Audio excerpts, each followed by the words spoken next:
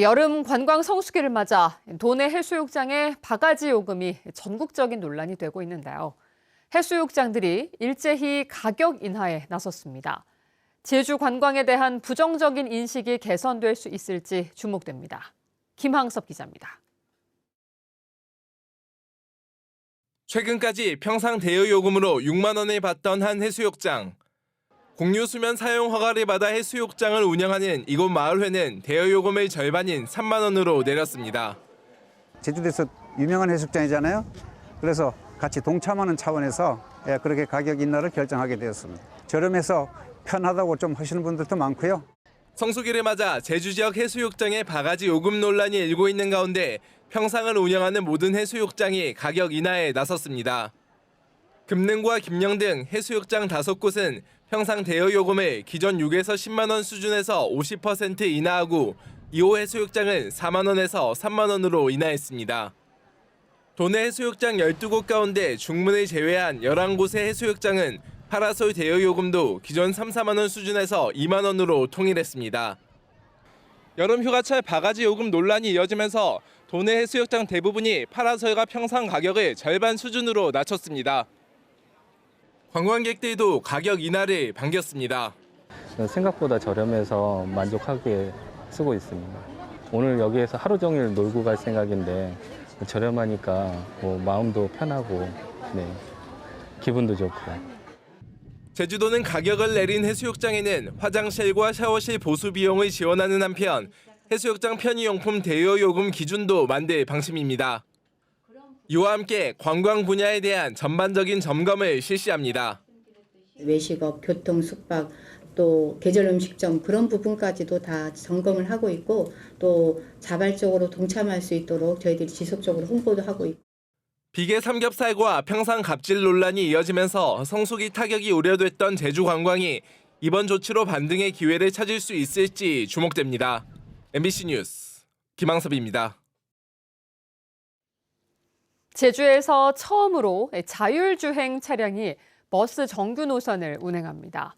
제주도는 올해 말까지 시범 운행을 거쳐 대중교통이 취약한 노선과 시간대에 자율주행 차량을 투입할 계획입니다. 보도에 이소현 기자입니다.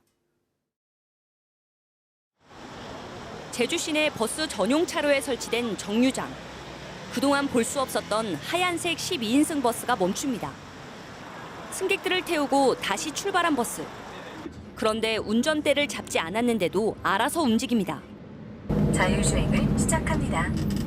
차량 곳곳에 설치된 화면에는 주변 자동차와 보행자, 교통신호 등 도로 환경이 입체적으로 보입니다.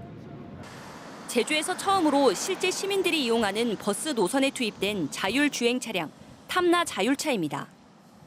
국토부가 지정한 자율차 시범 운행 지구인 제주시청에서 서귀포시 일청사까지 운행하는 901번과 제주시청에서 공항까지 운행하는 902번 버스 노선에 평일 하루 4차례씩 운행됩니다. 탐나 자율차는 제주시청과 서귀포시청을 왕복 운행하는데 운행거리만 116km로 세계에서 가장 긴 자율주행 대중교통 서비스 구간입니다. 도내에서 자율주행 차량 운행은 2019년에 공항에서 한 공유 차량 업체 대여 지점까지 처음 운행했습니다. 이후 2020년에는 공항과 중문 관광단지를 잇는 셔틀버스가 운행됐고 이번에 정규버스 노선으로 범위를 확대한 겁니다. 2019년부터 누적된 순수 자율주행 시간은 9,500시간. 돌발 상황에 대비해 안전성을 확보하기 위한 데이터를 쌓아왔습니다. 정류장 중간중간에 서기 위한 그런 시스템들을 좀 보완을 해서 노선을 좀 확대하고 자율주행 기술을 하나의 소프트웨어로 어쨌든 평화로 고속화 구간부터 도심의 다양한 어떤 구간까지 다 확대할 수 있도록 소프트웨어를 좀 보강했습니다.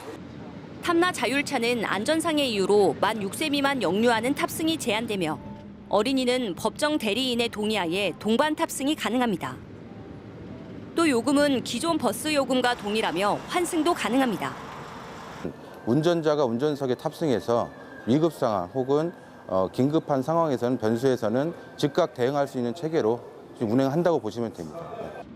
탐나 자율차는 올해 말까지 시범 운영되며 주민과 관광객들의 탑승률 등을 분석해 대중교통 취약 노선과 시간대에 운영을 확대할 계획입니다.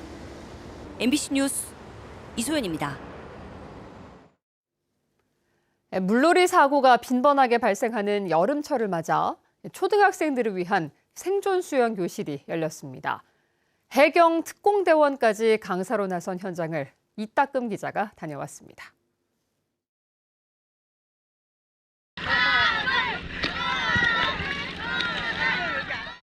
구호에 맞춰 힘차게 노를 젓는 학생들. 보트가 바다 한가운데 도착하자 위급 상황을 가정해 바닷속으로 뛰어내립니다. 이어지는 인명구조 교육. 친구 구해줘야지. 어떻게 구해줘야 돼? 자, 안쪽 등 잡고. 자, 올려주는 거야 쭉. 해양경찰 특공대원의 구호에 맞춰 힘껏 구명조끼를 잡아 보트 위로 친구를 끌어올립니다. 해변에서는 심폐소생술 방법을 배우고 주변에서 흔히 볼 수 있는 플라스틱 병을 이용해 물에 빠진 사람을 구조하는 방법도 실습해봅니다. 바다에서 진행된 이번 생존 수영 교육에 참가한 초등학생은 56명. 학생들은 이틀 동안 이론과 실기까지 바다 위의 위급 상황에 대처하기 위한 10시간의 교육을 받았습니다. 계속 누워 뜨고 있다가 구조를 계속 기다리고 계속 생존수영 배운 걸로 해가지고 계속 있어서 구조하면 될 것 같아요. 이번 생존 수영 교실에는 해경 특공대원 14명과 구조정, 헬기까지 동원됐습니다.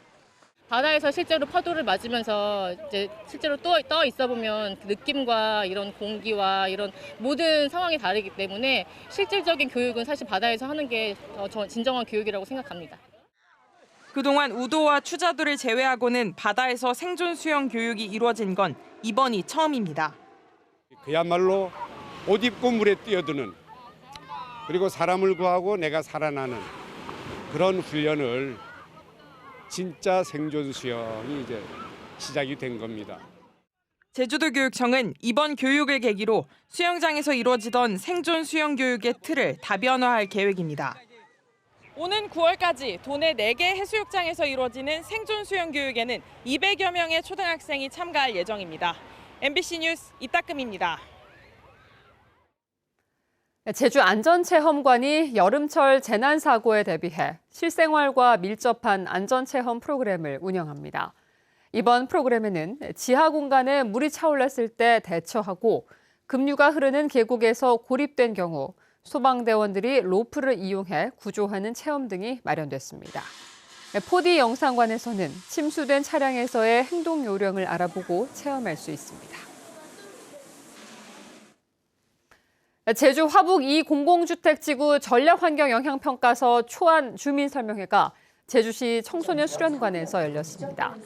한국토지주택공사는 공사 과정에서 야간 작업을 지향하고 이동식 방음벽을 설치해 소음과 진동을 최소화하겠다고 밝혔습니다. 또 사업지구 안의 수목은 이식하거나 재활용하겠다는 환경보전 대책도 설명했습니다. 주민들은 토지 보상과 이주, 하수 처리 대책 등을 요구했는데 토지주택공사는 민관협의체를 구성해 주민 의견을 반영하겠다고 밝혔습니다. 제주 4.3 사건 희생자의 사실혼 배우자와 양자도 법적인 가족으로 인정받게 됩니다. 정부는 4.3 희생자의 사실혼 배우자와 양자가 4.3위원회의 결정을 받으면 혼인과 입양 신고를 할 수 있는 4.3 특별법 시행령을 국무회의에서 의결했습니다. 제주도는 오는 9월 1일부터 2년 동안 4.3 희생자의 가족관계 등록부에 사실혼 배우자와 양자도 오를 수 있도록 신청을 받습니다. 더불어민주당 제주도당은 논평을 내고 4.3 망언에 대한 사과나 반성 없는 태영호 전 의원의 민주평통 사무처장 임명을 규탄한다고 밝혔습니다. 민주당은 국민적 합의 도출을 통해 통일 정책을 수립해야 할 자리에 국민 간 분열을 조장하고 정치적으로 이용한 인사가 웬 말이냐며 대통령은 잘못된 임명을 철회하고 태영호 전 의원은 스스로 사임해야 한다고 주장했습니다. 제주 여성인권상담소 시설협의회 창립 20주년 기념행사가 설문대 여성문화센터에서 열렸습니다.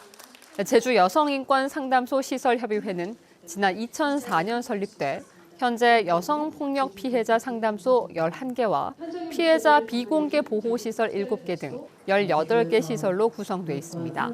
기념 행사에서는 유공자 시상식과 여성폭력을 예방하기 위한 토크 콘서트가 열렸습니다. 뉴스데스크 제주였습니다. 시청해주신 여러분 고맙습니다.